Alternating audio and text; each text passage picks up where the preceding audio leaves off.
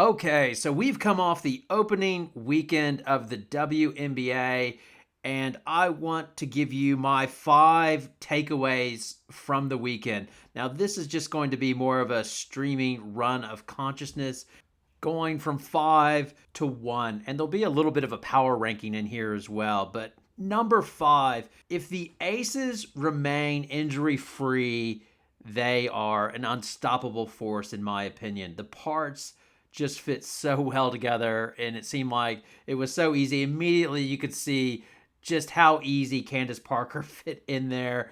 They are just going to do a lot of pick and roll with CP and Plum as well. They'll do some double drags with Plum coming off both Asia Wilson and Parker. They are just going to crush teams. They're so good it should be illegal, but it's not illegal. After Becky sits her 2 games of suspension, they are clear to crush the league, and I think that is just what they are going to do. Oh, another side note, in watching, it was almost unwatchable. They were crushing them so bad, but in watching them crush the Storm, Asia Wilson gave Jordan Horston a lesson in post play. She had her like 2 or 3 times, and Horston could not do anything with her. It was almost one of those welcome to the WNBA rookie. But Horston looks like she has a WNBA body. She held up well. That's expected. That's what's going to happen. But those were my takeaways from that. Number 4, the Liberty. Yes, they lost their opener to the Mystics, but then they came back to destroy Indiana in the next game. What is clear is their parts don't fit as well together as the Aces. Against the Fever, Jonquel Jones only got 17 minutes of playing time, and I think that is going to be an issue. Basically, how stacked they are up front. I mean, you've got Stewart, Jones, Dullison, Han Yu. Han Yu only got 7 minutes as well. It's almost like a too much talent problem. Unlike the Aces, they have just enough, and they all seem to fit together. But again, the loss to the Mystics, I wouldn't be worried about that. You could tell they were just learning how to gel. I see this team, they sort of remind me a little bit during that Mystics game that I watched. They look like the Rockets when they first got, the Houston Rockets when they first got Chris Paul, James Harden team. I think they will, one of their 2 point guards, Ionescu or Vandersloot, will bring it down, and then they will just play the 2-man game with whoever on that side. So I can see Ionescu bringing it down and doing a 2-man game with Stewart, and if it's not there, they just swing it to the other side, and Vandersloot takes the open 3, or then she does a 2-man game with Jones, and that's how I see it. It's my turn, it's your turn type setup. And as they start to gel, obviously they will start to destroy teams as well. Maybe the only sort of weakness I see in New York, and maybe this is unfair on my part, but I think their coach, Sandy Brondello, she just makes me nervous in big games and in playoff series. And maybe I just have a bad taste in my mouth from the World Cup. I just didn't understand why she, in the first medal game against when the Australian Opals were playing China, I didn't understand why she didn't play Lauren Jackson or give her a few minutes. Like they just kept her on the bench, and they basically played Rebecca Allen, who had a punctured lung that got revealed. That's a bit unfair. They got revealed after the game that she was playing with a punctured lung, basically, and then she really couldn't get it done when she had the big 3 in Phoenix as well, when she had Diggin Smith and Taurasi and BG all, fairly in their prime. So is that going to come back to bite them? And if they don't make it to the finals this year, I think she will be in a fairly hot seat fairly quickly. All right, number 3. Now this one is going to be an apology. I am sorry, James Wade. Why did I doubt you? I still don't like the $200K contract that you gave Mabry, and the number 1 draft pick that you gave up for her as well. But your roster you put together, that team looked good. So you look good taking out the Lynx, and then as well, you just crushed Phoenix in the following game. I actually thought Well, Birch and Smith, they both look damn good. I mean, Birch, that's a steal, and that's what James Wade does. He just gets value, man. And Birch looks damn good as a rookie on a cheap contract as well. The other one, getting Courtney Williams at 169K is really good value as well from their salary cap setup. I today, because I'm a nerd alert, I was doing some research on, what teams might make a trade for Diggins Smith. So I was trying to see if I could make it work with Chicago, and I could. But then I took a look at it. Took a look at Diggins Smith's numbers compared to Courtney Williams. It's like, well, why would you do it? Why Wade's not going to do that? He likes value, and he's getting damn good value. I mean, Diggins Smith has slightly higher average, around 17 points a game, but their relative 3-point percentage and field goal percentage, they were roughly the same. So that wouldn't happen, and that's the magic of Smith, or not Smith, but of Wade, and putting that roster together, because he has so much value all over the place. So I probably have that wrong. He'll build a strong team, and I imagine some superstar is going to say, yeah, let me come play with that team where they are loaded with talent.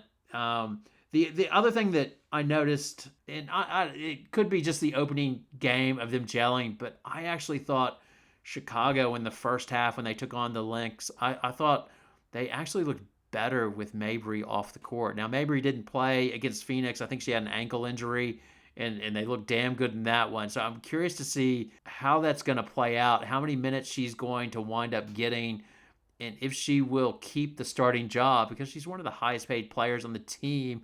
And if she's coming behind somebody, she's a good team player. I imagine she'll take it, but that's an interesting situation to watch.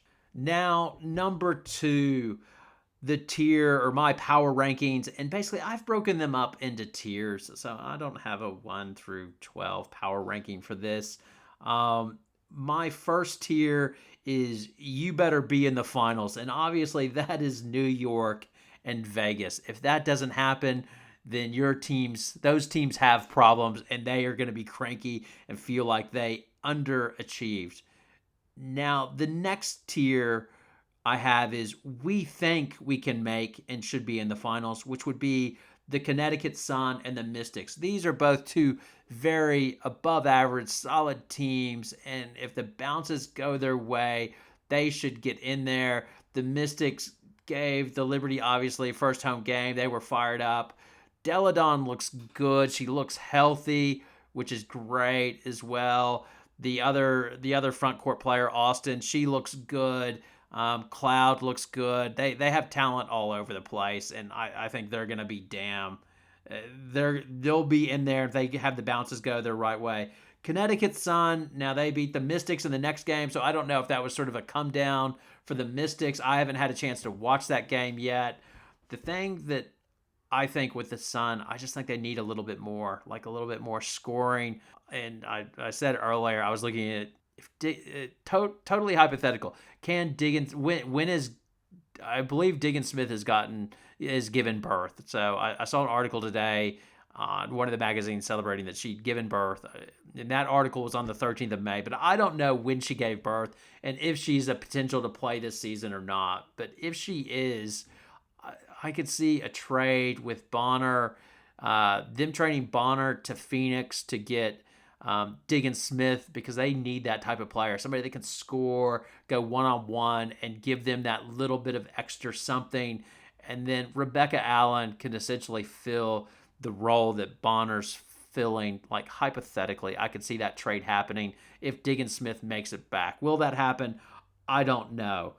But back to the tiers, and this next one is we think we will make the playoffs. And again, this will be Chicago. Again, James Wade, why did I doubt you? You magnificent son of a bitch.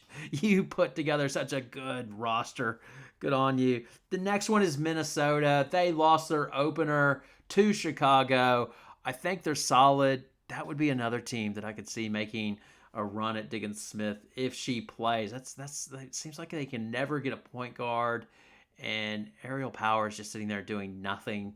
I could make the numbers work. They'd probably have to do a bit of roster juggling, but I could see that. That's the type of player they need, I think. The Sparks would be in that group. They should make it. I've dubbed them team average, as I call them, but hey, average will make the playoffs in the WNBA because there are only 4 teams that don't make it, and they will just be solid, and they will just I think they'll just roll their way in. The Dream, I worry about them. I believe Robinson hurt her knee and she left early from the game, and I'm wondering if they're just going to miss the presence of Erica Wheeler. Yeah, Ryan Howard. Again, it's too early to tell. I just wonder to see how I could see them falling out. At the same time, I could see them picking up and make the playoffs. We'll just see how it goes.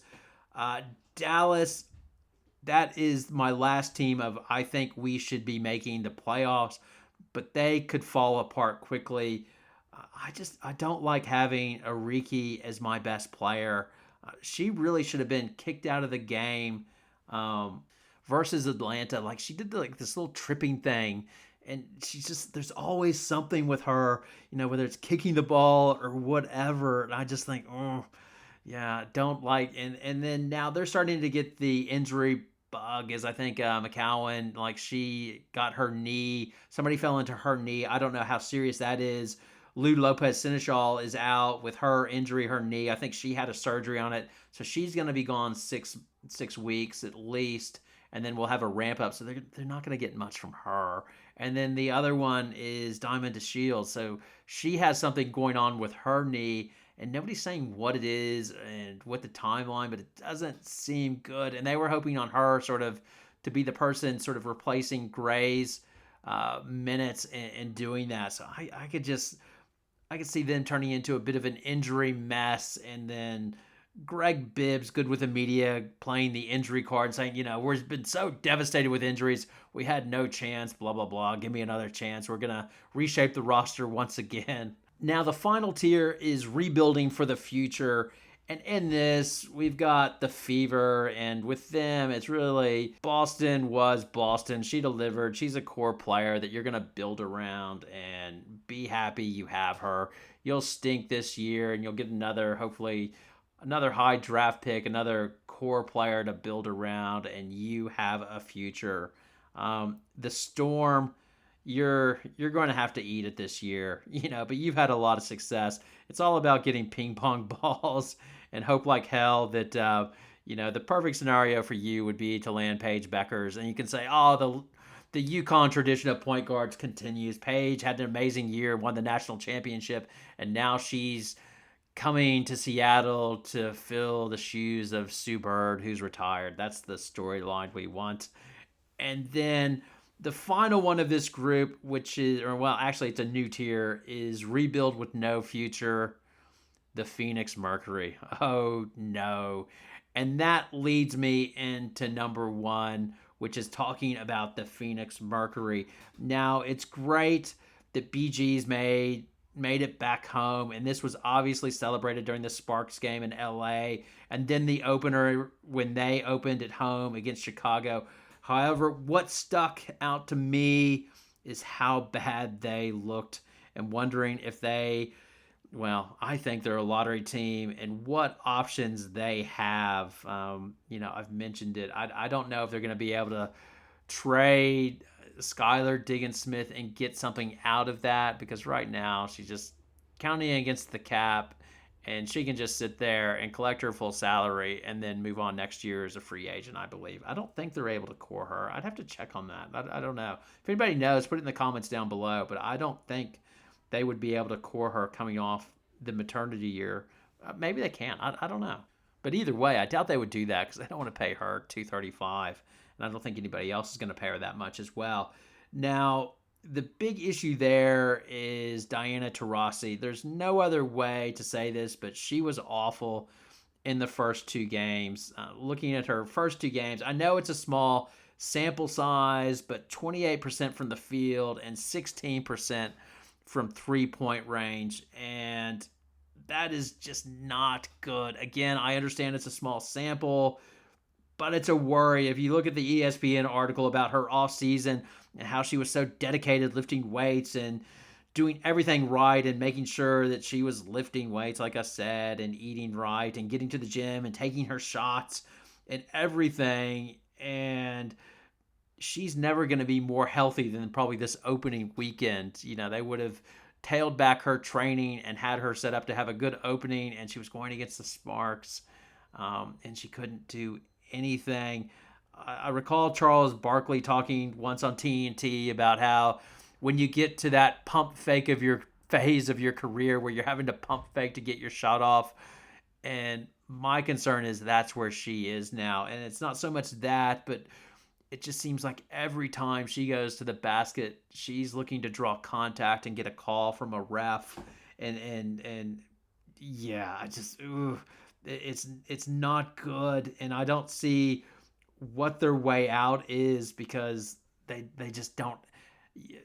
BG solid, but she's not going to get you over the top. You have Sophie Cunningham, who's can't defend. The team just has holes all over the place.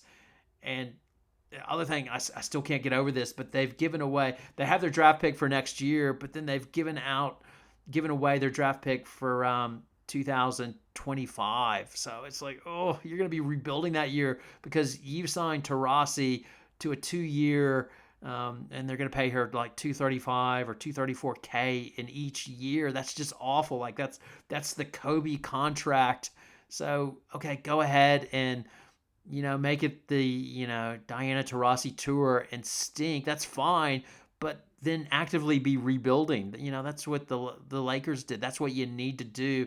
And they give away one of their picks, or they give a pick swap to the Liberty.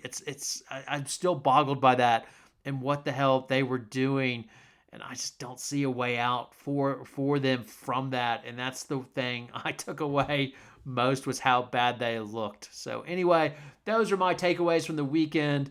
Now, I want your thoughts as well on the weekend. Please go down below, leave some comments. So even if you think I have it wrong, tell me. I'm happy to take your poison. That's fine. I just want to generate conversation as well. Let me know if you like this format of video or if you don't like it. Again, all comments are pretty much welcome. If you enjoy the content as well, the best way to help me generate more is subscribe to the channel. Again, thanks a lot for watching. I hope to see you next time.